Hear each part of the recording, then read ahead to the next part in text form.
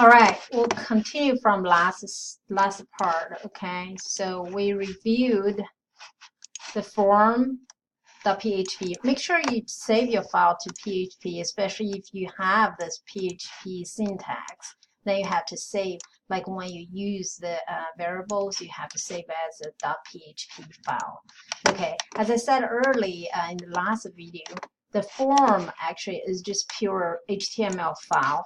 And then when you submit, click on submit button, then this file will be active, goes to action with post the values of the variables to the confirmation.php.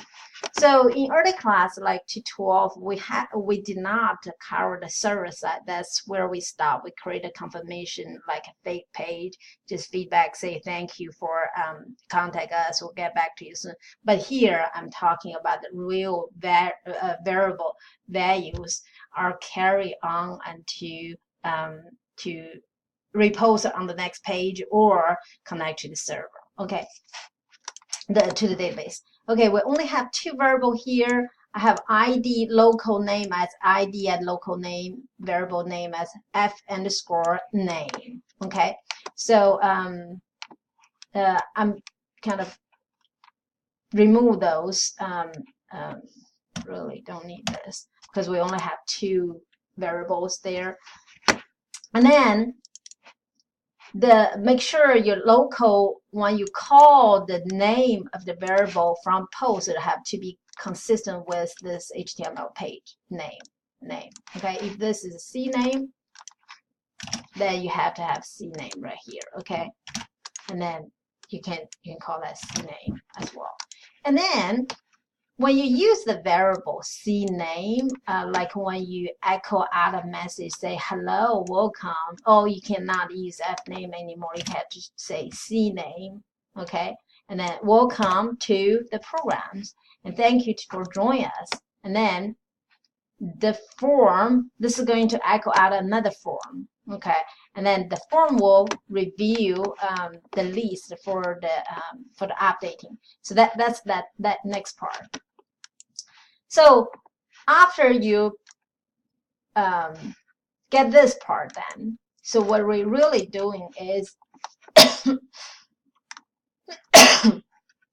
and let me do this. Okay, let me cut this out and save this.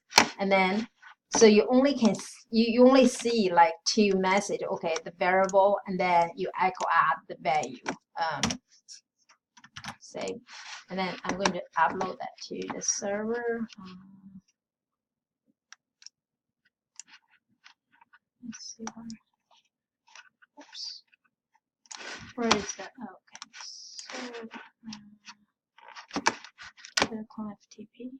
Oh, this one. No, FTP is here. Okay. So I'm going to upload that to the server again. So now we have a confirmation page right here. Okay. So I'm going to upload that to server. Then we'll see what happens. So this is the form page, okay, and then I put a like 1000 as a ID, and then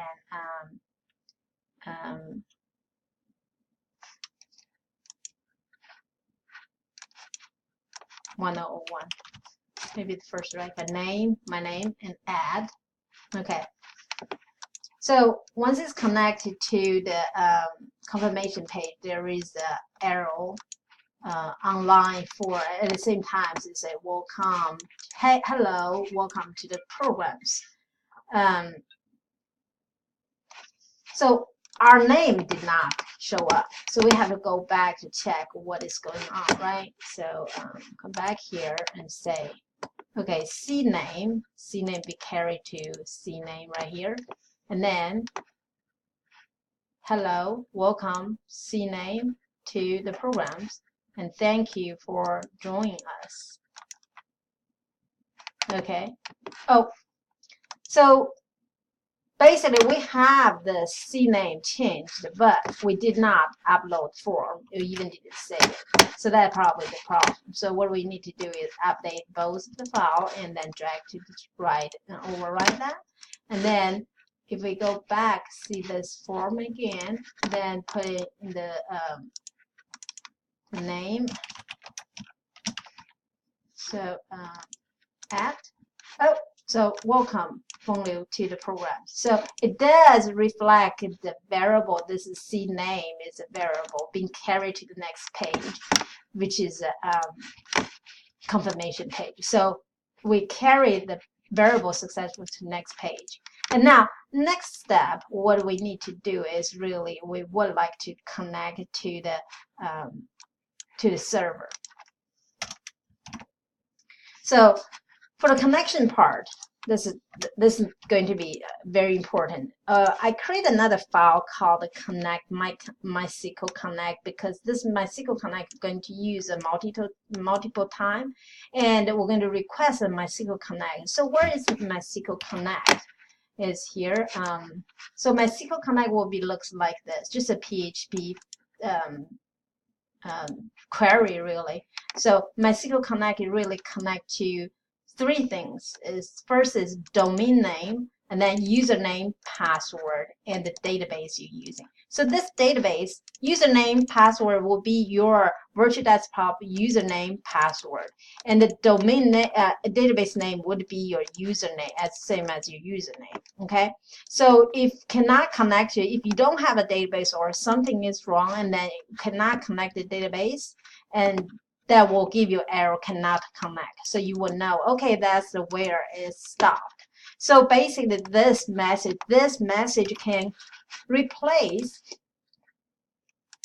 if you don't use this, you can directly use this. The reason I use this request is because in other files, like later I have another file, it's going to use a connection again. If you're building multiple files, pulling, inserting, updating, and query with the database multiple times in different files, then this is the way to go to have a common file to use. Okay, so that's query, connection. So once it's connected, so what do you do is, for example here, so right now I have, I have this table called customer, and I don't have any data. So if I select everything from customer table, so I'll see if there is any record, right? So it's empty side. So if I want to insert some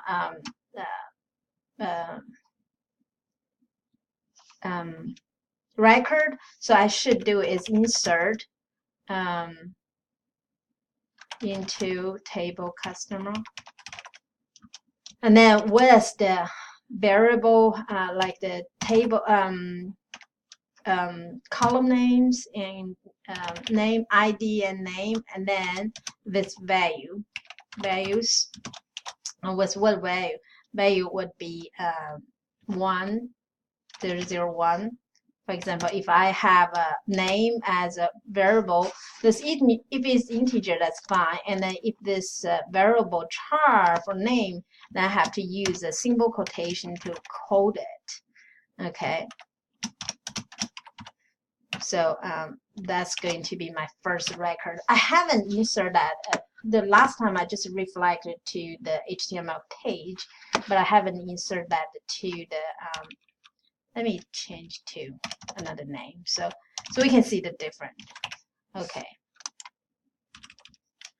So if this is correct syntax, then that should be able to get in. So this query is okay. So when I select the star, everything from the customer, then I see, okay, the ID 1001, the name is Feng Davis. Okay. So the second, I'm going to demonstrate this in the form. So we are doing this in hard coding in the database right now, and I'm going to demonstrate in the code. So basically, what we do is you are doing exactly the same thing when we did a query. So we're going to use a query string. A query string called insert into instead of user. That's the old name. So what our customer table, right? And then we have ID, we have name as a column name, and then value. And then we can use the ID as the first value. The second value would be C name, and then as a query to the server. So we're going to save the C if we're going to be able to add another record in. Okay. So refresh. Which file we are? Okay, we are in my connection, and both my connection and the confirmation page need to be all right. Okay. So now look at this page right here. So this would be not very valid. So we're going to add in the second record and say add, and then it will say, oh, welcome me. Okay. So let's see if that record been showed really in the database.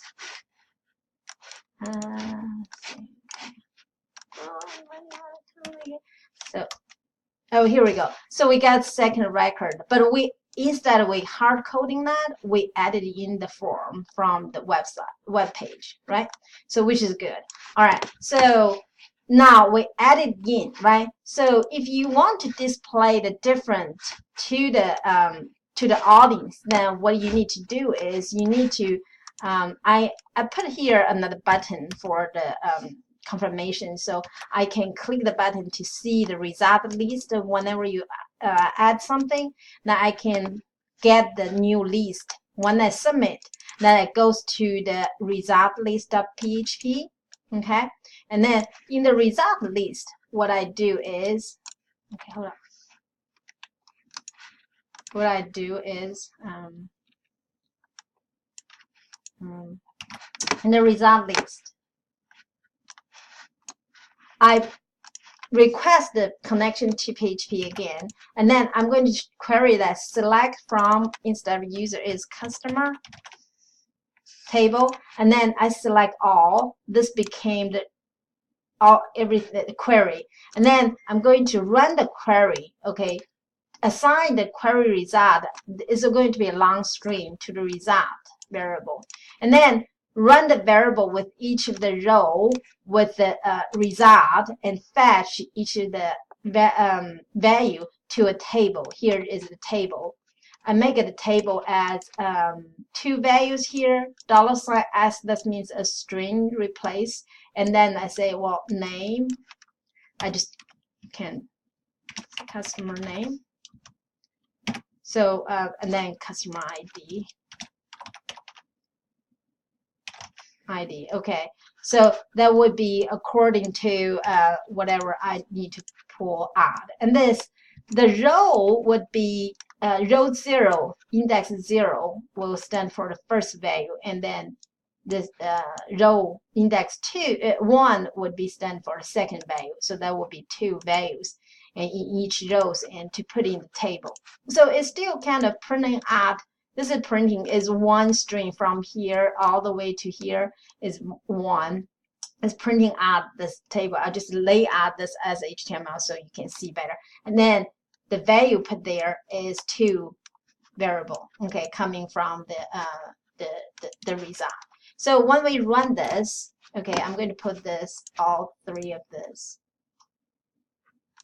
actually this one, and I update this one too. So to the server, let's see what that looks like. Okay. So I put it for echo this one.